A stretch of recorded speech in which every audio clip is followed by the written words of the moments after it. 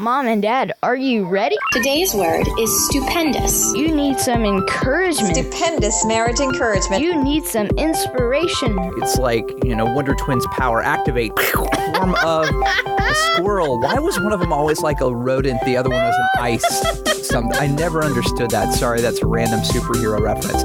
You're listening to the Stupendous Marriage Show with our friends Stu and Lisa Gray. Oh, yes, that word. Stupendous. The Stupendous Marriage Show.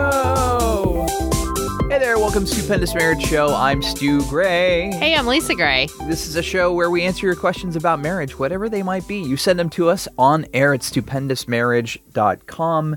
And wow, we're glad you're here. Yay! It has been a crazy, crazy week, about a week and a half now. We had some pretty spectacular stuff happen in the past week.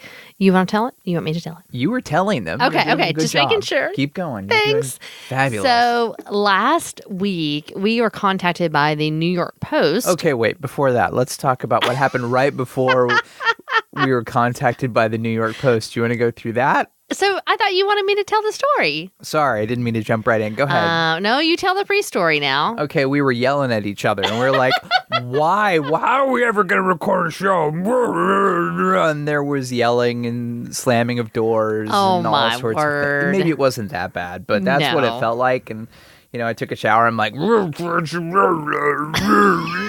then about an hour later, go on with your story. So an hour later, after this dramatic thing happened that I don't recall at all, but anyways. Whatever.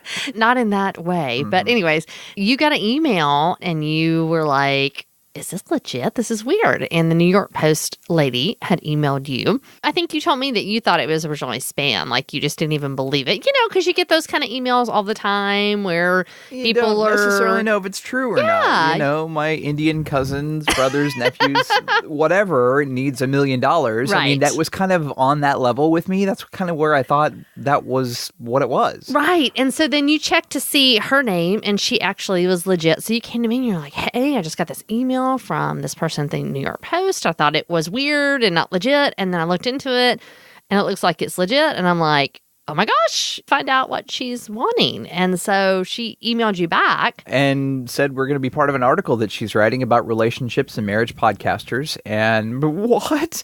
It was just crazy. I mean, it happened very quickly. I mean, Monday, Tuesday, and she asked for pictures and all sorts of stuff. And it was really kind of cool. And we're like, what is this going to be? Well, it's going to be a roundup of marriage and relationship podcasters. And it happened so fast, On Wednesday night, New York Post published online the article that she had written.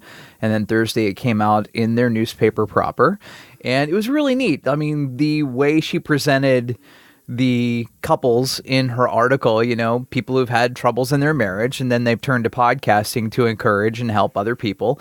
And we knew one of the other couples, Tony and Elisa, over at One Extraordinary Marriage, Rock. I don't know the other two couples, but it was just exciting, crazy, and humbling. It's like, what? Really? Well, and on Monday, so yes, we had the little discussion. I say discussion. I don't say argument. Discussion. You say tomato. I say tomato. Yeah, discussion earlier in the morning.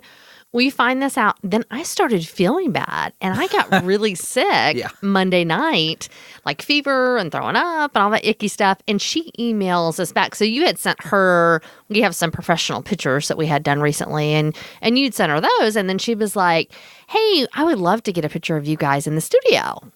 And I'm like, what? Like, I look horrible. I feel horrible. There's no way a camera's getting anywhere near me. I said to you, well, find out when. When does she need it by? Because at this point, we did not know when it was going to be published. Sure.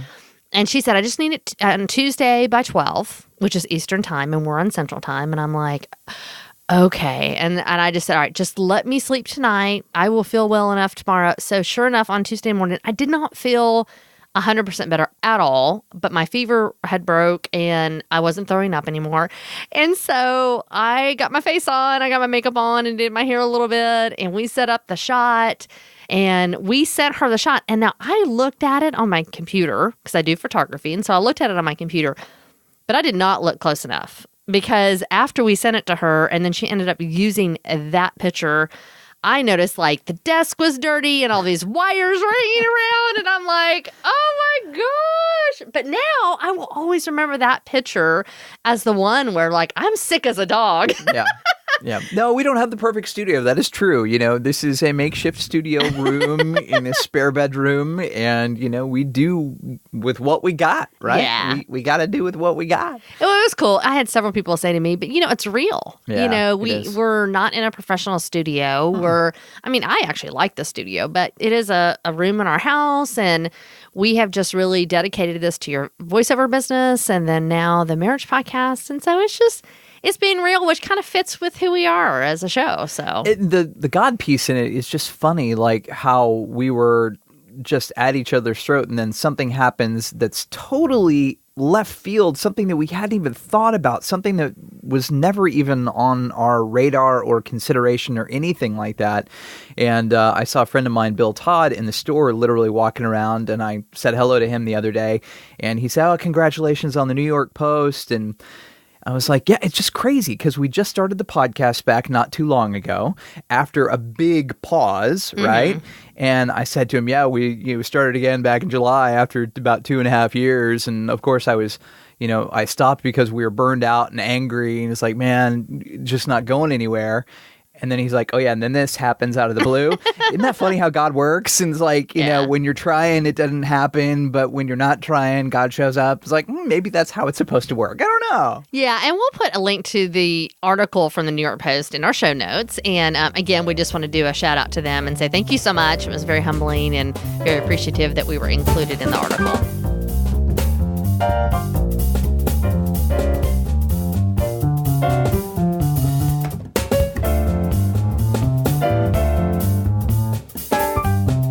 So again, if it's your first time here at the Stupendous Marriage Show, we are glad you're listening. Thank you so much for taking some time out of your day. You can send us your emails. If you've got a question about your relationship, on air at stupendousmarriage.com is the direct email. You can go to our website at stupendousmarriage.com and look for the blue button that says send Stu and Lisa an email, and you could do it that way through our website too.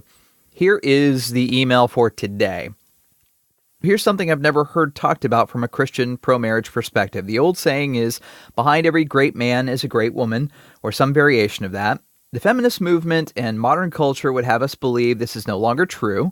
What's your perspective on this? Can a great supportive woman make a great successful man?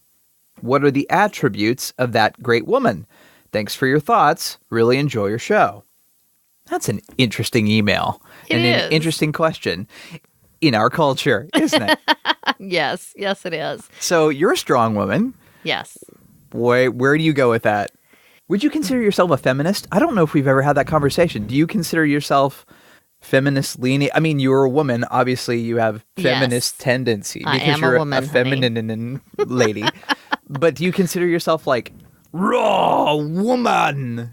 Well, I am a raw woman. I don't know if I do it that well. I don't know. I think that women can be independent. They can be strong. They don't necessarily, quote unquote, need a man. That's the thing I think way back when everybody thought that women couldn't do anything unless they were married. Mm-hmm. The prototype was you would graduate high school, you didn't go to college, you found your husband, you got married, you had kids, you stayed at home, raised the kids.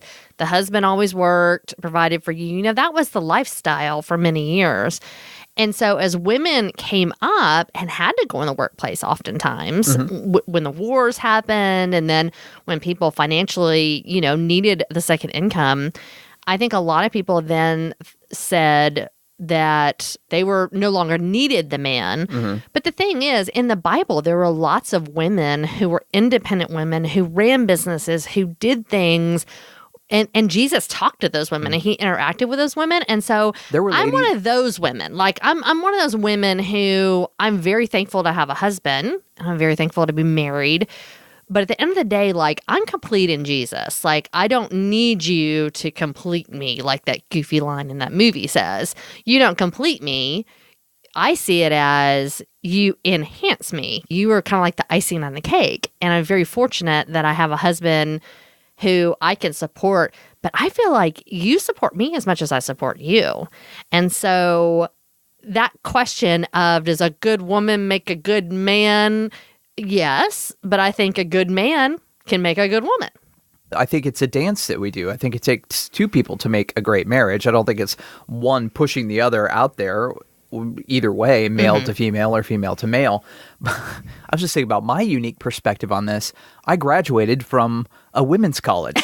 Right. Okay. And that's a weird thing to say, but I have a Bachelor of Fine Arts in Theater from Stevens College, which is a women's college. They take 20, 30 guys every couple years to fill out their theater department. I went on a full ride scholarship, but I have literally a degree from a women's college. And so in our theater classes, it was pretty normal. I mean, we were all hanging out, we're all doing theater, we're all being creative, blah, blah, blah, creating shows, doing scenes and memorizing things, blah, blah. So it was all like family, okay? But in our general education classes, there were 2 or 3 guys maybe in the math class and 2 or 3 guys maybe in Spanish and 2 or 3 guys in history and science. So the dynamic in those rooms were really interesting. We had some teachers who really hated us, resented the fact that we were on campus at all and would ignore us. And then there were a couple, there was one specifically that our math teacher taught the whole class to us and ignored the 30 ladies who were in the class with us. Oh, that's funny. It was really weird. Yeah. And so the dynamic there was unique and interesting. Not that I can speak to that because I went to school at a very, I would call up-and-coming women's college, you know what I mean? So the feminist thought process, I think, was really dynamic there.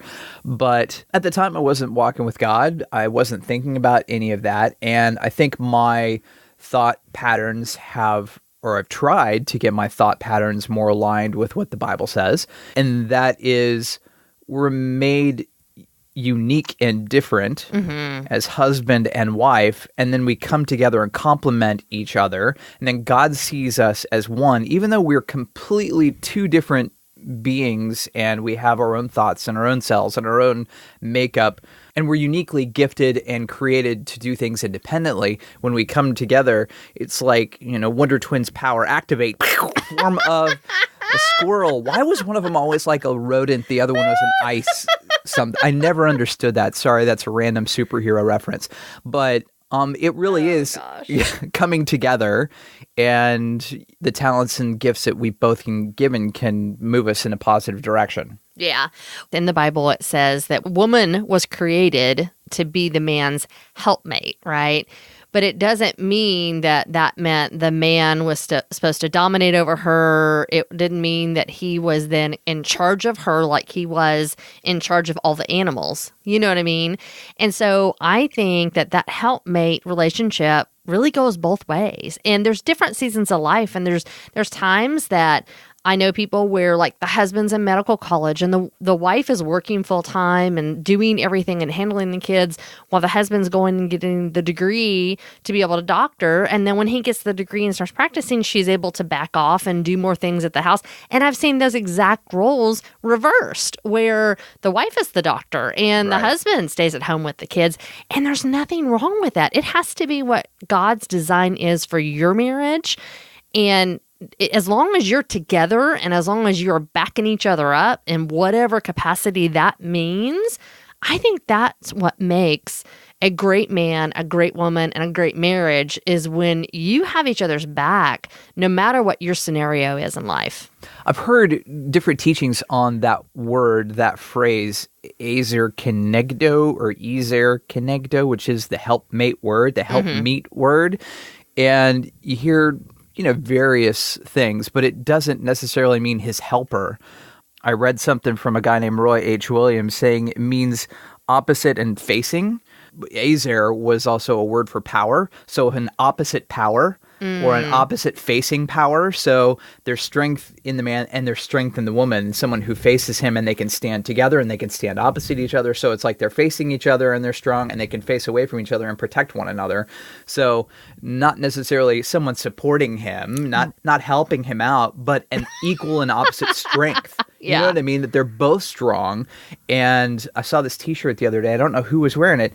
The phrase has been going around recently, the future is female. The future is female. And it just said the future is female and male.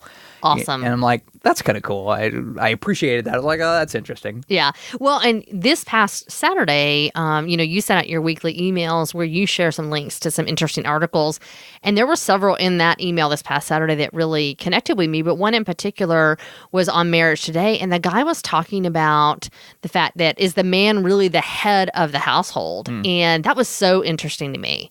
Really interesting to me. And so I read it, and one of the lines in it, and we could put a link in the show notes so you can read it as well, is that the man is not the head of the household. Christ should be the head of your household. And there's so many questions about that. Well, my husband doesn't lead. How does he become a leader? And he's the head of the household. He doesn't act like the head of the household. So it was eye-opening to me too. It was really good. And he talks about, so as a husband, because it's so confusing in our world with feminism, with women trying to be independent and everything, a lot of men just don't know what to do. So they're just passive and don't do anything. Oh. And so he said, if Christ is the head of your household, and you submit to him and follow his example, your responsibilities as a husband and being the quote unquote leader will come into clearer focus. And I just was like, and leader, he even says in here, is not somebody that goes and just bosses everybody around. Right. It's walking in your gifts. It's being everything you can be in your marriage for your family. And that looks differently for each person and each husband and each wife. And so I thought that was such a great article to really have this listener maybe go read and think about some more. As men, who are you? How do you lead your families? And then how do you allow your wife to help lead with you and to be everything she can be along with you and being supportive of you and everything you can be? And I think the Bible talks to strong women. Proverbs 31 is all about women and what a godly woman looks like. And I've written about that on our website too. We'll link to that in our show notes. But my perspective was more from the husband side of things. What does a Proverbs 31 husband look like? Trusting his wife and loving his wife well and being a man worthy of a good woman and praising her more often. And I got to read that. I wrote it a couple years ago, so, I may have slipped by over the years. But we really appreciate your email. Thank you so much for sending them. You can always send yours on air at stupendousmarriage.com. Look for the big blue button at our website. And if you're new here again, thanks so much for hanging out with us this week. We will talk to you next time. See ya. Yeah. Like the show? Like the show. Yeehaw. Share the podcast. Tell another couple. Hold up. Doom, doom, doom, doom. Hello. 1, 2, 3, 4, 5, 6, 7, 8. Yeah, how? Movie says, you don't compete. Where's I going with that? Okay, let's start over. Yeah. Like the show? Like the show. Share the podcast. Tell your married friends.